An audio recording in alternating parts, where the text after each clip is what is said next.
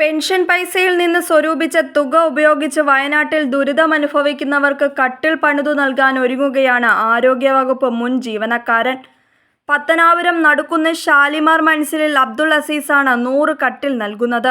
1 മാസം കൊണ്ട് കട്ടിലുകൾ വയനാട്ടിലെത്തിക്കും. ഒരു കുടുംബത്തിന് 1 കട്ടിൽ വീതം നൽകാനാണ് അബ്ദുൾ അസീസിന്റെ തീരുമാനം. കുണ്ടയം വെള്ളാറമൺ ഭാഗത്തെ തടി വർക്ക്ഷോപ്പിൽ കട്ടിലിന്റെ പണിയും ആരംഭിച്ചു. 8 തൊഴിലാളികളാണ് പണിയിലേർപ്പെട്ടിരിക്കുന്നത്. തേക്ക്, മാഞ്ചിയം, അക്വേഷ്യ തുടങ്ങിയ തടികളാണ് കട്ടിലിനായി ഉപയോഗിക്കുന്നത്. പ്ലൈവുഡ് വേണ്ടെന്നും അബ്ദുൾ അസീസിന് നിർബന്ധമുണ്ട്. 10,000 മുതൽ 12,000 രൂപ വരെ ഓരോ കട്ടിലിനും വില വരും. തിരുവനന്തപുരം മാനസികാരോഗ്യ കേന്ദ്രത്തിലും റീജിയണൽ ക്യാൻസർ സെന്ററിലും അബ്ദുൾ അസീസ് മുമ്പ് കട്ടിലുകൾ നൽകിയിരുന്നു. പ്രളയസമയത്ത് ദുരിതാശ്വാസ ക്യാമ്പിലേക്ക് ഭക്ഷ്യസാധനങ്ങളും എത്തിച്ചു നൽകിയിട്ടുണ്ട്. അത് അവിടെ ഈ പെട്ടെന്നുള്ള ദുരന്തത്തിനകത്ത് എന്തെങ്കിലും ചെയ്ത് വെക്കുന്നുള്ളൂ തോന്നി. അപ്പോൾ നോക്കിയപ്പോഴത്തേക്ക് മറ്റ് വഴിയൊന്നും കാണുന്നില്ല. എൻ്റെ പരിസ്ഥിതി നോക്കുമ്പോഴത്തേക്ക് ഒരു പെൻഷൻ കിട്ടുന്നുണ്ട്. അത് എൻ്റെ ചിലവ് കഴിഞ്ഞാൽ ബാക്കി പൈസ നമ്മൾ ഡെപ്പോസിറ്റ് ചെയ്തിട്ടുണ്ട്. ആ പൈസ ഇങ്ങോട്ട് ഡിസ്ട്രിബ്യൂട്ട് ചെയ്യാന്നുള്ള ഇത് കണക്കൂട്ട് ചെയ്യാം. പെൻഷൻ എന്തായാലും 36 വർഷം സർവീസ് ആയിരുന്നു. ആരോഗ്യവകുപ്പിൽ ഒരു ജില്ലാ ഓഫീസറായിരുന്നേ. അപ്പം നല്ല ബുദ്ധി പെൻഷനുണ്ട്. എന്തൊക്കെ ചിലവ് കഴിഞ്ഞ് ബാക്കി പൈസ ഉണ്ട്. അപ്പോൾ ആ പൈസ ജനങ്ങൾക്ക് വേണ്ടി ഈ ദുരന്തം അല്ല ചുമ്മാ നമ്മൾ ആർഭാടമായി അടിച്ചു പൊളിച്ച് ഡാൻസ് പാടി പുതിയ വണ്ടിയൊക്കെ വാങ്ങിച്ച് എനിക്കൊരു പഴയ ജീപ്പും പഴയ ബൈക്കേ ഉള്ളൂ, അല്ല വലിയൊന്നുമില്ല, ഒരു കൊച്ചു വീടേ ഉള്ളൂ. അപ്പോൾ അങ്ങനെ ഇത് അടിച്ചു പൊളിച്ച് കളയാതെ ഇവർക്ക് പുനരുദ്ധരിക്കണം. നമ്മൾ തന്നെ നാളെ ഇങ്ങോട്ട് പോകുന്ന അറിയാൻ നോക്കൂ. നമ്മുടെ നാളത്തെ ഗതി എന്താ അറിയാൻ നോക്കില്ല. അപ്പോൾ ഇവർക്ക് നാളെ കടക്കാരപ്പം വീട് കിട്ടി തലയാക്കി അവർ കട്ടിൽ വേണം. അപ്പം ഒരാൾക്കാവരുത്. അല്ല ഒരു വീട്ടിലേക്ക് എല്ലാ സൗകര്യം കൊടുക്കാതെ 100 വീട്ടിലേക്ക് ഓരോന്നും ആയിക്കട്ടെ. അപ്പം 100 വീട്ടിലാകത്തില്ലേ? അല്ല ഒരു വീട് മാത്രം ഡൈനിങ് ടേബിളും കട്ടിലും എല്ലാം കൊടുത്ത് അവരെ സൂപ്പിക്കാതെ എല്ലാവർക്കും ഒരുപോലെ അങ്ങ് ആയിക്കോട്ടെ എന്നൊരു തീരുമാനമാണ്. നല്ല തീരുമാനമാണ്. സാധാരണ ഒക്കെ പെൻഷൻ കൊണ്ട് ഡിപ്പോസിറ്റ് ചെയ്ത് അതിന്റെ പലിശ എടുത്ത് ജീവിക്കുന്നവരാ കൂടുതലും.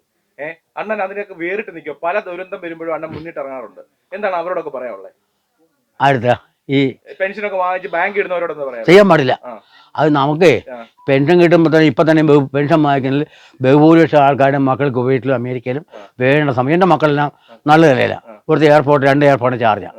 ഒരു മരുമോനാണെങ്കിൽ കോപ്പയിലെത്താം, 3000 ആണെങ്കിൽ ഹോട്ടൽ അഡ്മിനിസ്ട്രേറ്റർ. അവരെല്ലാം നല്ല നിലയാണ്. എൻ്റെ അര പൈസ എനിക്കും വേണ്ട, എൻ്റെ അര പൈസ അവർക്കും വേണ്ട. അപ്പോൾ എൻ്റെ പൈസ ഞാൻ നോക്കുമ്പോൾ എനിക്ക് ഇങ്ങനെ നോക്കുന്നുണ്ട്. ഞാൻ താഴെ മേപ്പോട്ട് വളർന്ന് ഡിഗ്രി എടുത്തിട്ട് ഗവൺമെൻറ് സെലക്ഷനിൽ മെഡിക്കൽ കോളേജ് ഗവൺമെൻറ് പഠിപ്പിച്ച് സൈവനിൽ നിന്ന് പഠിച്ച് സർവീസ് ചെയ്തതാണ്.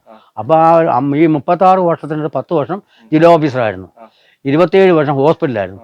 അപ്പോൾ 27 വർഷം ഹോസ്പിറ്റലിൽ രാവിലെ സാറേ നമ്മൾ രക്തം പരിശോധിക്കുമ്പോൾ തീട്ടുമായിട്ട് വരുന്ന 100 ജനങ്ങൾ വരും. ആ ജനങ്ങൾ വരുമ്പോഴത്തേക്കെല്ലാം അവരോടൊന്നും ഞാൻ എൻ്റെ ജീവിതത്തിൽ ഒരിക്കലും നിയമം പാലിച്ചിട്ടില്ല. റേഷൻ കാർഡ് വേണം, അല്ലെങ്കിൽ വരുമാനം വേണം, പിന്നെ നാളെ ഇല്ല. ഒറ്റ രോഗിയെ പോലും ഞാൻ തിരിച്ചയച്ചിട്ടില്ല. അവസാനം മക്കളെ ഒരു കാപ്പൊടി നമ്മൾ ചില്ലറ പൈസയും കൊടുത്തു. അങ്ങനെ 35 വർഷം ജീവിതത്തിൻ്റെ. ഇപ്പോൾ ചന്ദ്രിക എന്നൊരു കൊച്ചിഞ്ഞോടിരുന്നു. ആ ചന്ദ്രിക പകരി എന്ന് കൈ കെട്ടി രക്തം കൊടുക്കുമ്പം ചന്ദ്രികയിലലിയുന്നു പാട്ടും പാടി. അപ്പോൾ ഈ പിള്ളേരെ നോക്കും എന്തോ സാറേന്ന്. അപ്പോൾ രക്തം എടുക്കുന്ന വേദന അറിയില്ല, അവർ സുഖം അറിയില്ല, കൈ മടക്കി പിടിച്ചിട്ട് മക്കളെ 1 മണിക്ക് വരാമെന്ന് ചോദിക്കും. അങ്ങനെ ഒരു ജീവിതമായിരുന്നു അത്. അപ്പോൾ എത്ര സുഖമാണ്. അതിനോടൊപ്പം നിങ്ങൾ നമ്മോട് സ്നേഹിക്കുന്നു, അവർ നിങ്ങൾക്കോട് സ്നേഹം. ഇങ്ങനെ വയനാട്ടിൽ ആളുകളെ സഹായിക്കുമ്പോൾ ഇതൊക്കെ കാണുമ്പോൾ അണ്ണൻ എന്താ തോന്നാറുള്ളത്? മലയാളികളെല്ലാം ഒറ്റക്കെട്ടായിട്ട് ചെയ്യണം, എല്ലാം പോകണം. അവർക്കെല്ലാം 100 നന്മകൾ. പിന്നെ അതൊക്കെ ചെയ്യണ്ടേ, എല്ലാവരും പോയി ചെയ്യണ്ടേ. ചെറുപ്പക്കാരും ഇന്നത്തെ പയ്യന്മാരാണ് പാറമട കയറി കുത്തിയിടുന്നു. പിന്നെ ചെയ്യണം, അല്ല നമുക്ക് കണ്ടോട് മാറിയിരിക്കണം ഉള്ളാവോ. ഞാൻ എൻ്റെ ജീപ്പിനകത്ത് എൻ്റെ കയറ് കിടപ്പുണ്ട്. പാവം പിടിച്ച ഇവിടെ കയറ് വണ്ടിയൊക്കെ താന്ന് നടന്നാൽ ഞാൻ അത് കെട്ടി വലിച്ചുകൊണ്ട് കൊടുക്കും. അതുപോലെ വണ്ടിക്ക് ദൂരെ പോവുകയാണെങ്കിൽ 10 ലിറ്റർ വെള്ളവും ഫസ്റ്റ് എയ്ഡും കാണും. ആ ഒരു ആക്സിഡൻ്റ് ഞാൻ പോവില്ല. അപ്പോൾ അങ്ങനെ അതിനകത്ത് 10 ലിറ്റർ വെള്ളവും ഫസ്റ്റ് എയ്ഡും വണ്ടിക്കകത്തുണ്ട്. പിന്നെ ഒരു 2 പേർ കഴിക്കാനുള്ള ആഹാരം കാണും. ഇത് പിന്നെ എങ്ങനെയാണ് ഇത് ഇവരിലേക്ക് എത്തുന്നത്? ഇവരെ ഏൽപ്പിക്കാൻ ഈ ഒരു പണി ഇവരെ ഏൽപ്പിക്കാൻ കാരണം എന്താ? ഇവരൊക്കെ ഈ ചെറുക്കന്മാർ തന്തയൊക്കെ നമ്മുടെ പഴയ ആൾക്കാരൊക്കെ നല്ല കളിപ്പിക്കില്ല, വെട്ടിയില്ല, മാന്യമായിട്ട്. ഈ അപ്പങ്ങനാണെങ്കിൽ നല്ല സൂപ്പറായ പണിക്കാരനെ കളിപ്പിക്കത്തില്ല, മറ്റു കാശും മാറി കളിപ്പിക്കും. ഈ സംബന്ധിച്ച് ഒരു കൊച്ചു ഭവനമാണ്. അവർ 7 എണ്ണം ഈ പണി കൊണ്ട് ഇവർ 7 മെമ്പേഴ്സ് കഴിയുന്നതാണ്. അപ്പോൾ അവർക്കൊരു ജീവിത പ്രശ്നമാവും. 75-കാരനായ അബ്ദുൾ അസീസ് കൊല്ലം DMO ഓഫീസിലെ പ്രോഗ്രാം ഓഫീസറായിരുന്നു. താഹിറയാണ് ഭാര്യ. 2 മക്കളുമുണ്ട്. News bureau, Pathanapuram. ഈ വർഷത്തെ ഓണത്തെ വരവേൽക്കാൻ നമ്മുടെ വീടിനകത്തും പുറത്തും വ്യത്യസ്തമായ നവീനവുമായ ചെടികൾ കൊണ്ട് അലങ്കരിച്ചാലോ? അതോടൊപ്പം വർണ്ണശബലവും ഉയർന്ന ഗുണനിലവാരവുമുള്ള ചെടിച്ചട്ടികളും പൂന്തോട്ട സാമഗ്രികളും ആകർഷകമായ വിലക്കുറവിൽ ജോ ഗാർഡൻസ് കുന്നിക്കോട് നിങ്ങൾക്കായി ഒരുക്കുന്നു. കൂടാതെ നിത്യജീവിതത്തിൽ നമ്മൾ ഉപയോഗിക്കുന്ന സൗന്ദര്യവർദ്ധക വസ്തുക്കളുടെ ശേഖരവും എല്ലാവിധ സ്കൂൾ സ്റ്റേഷനറി സാധനങ്ങളും നിങ്ങൾക്കായി ഒരുക്കിയിരിക്കുന്നു.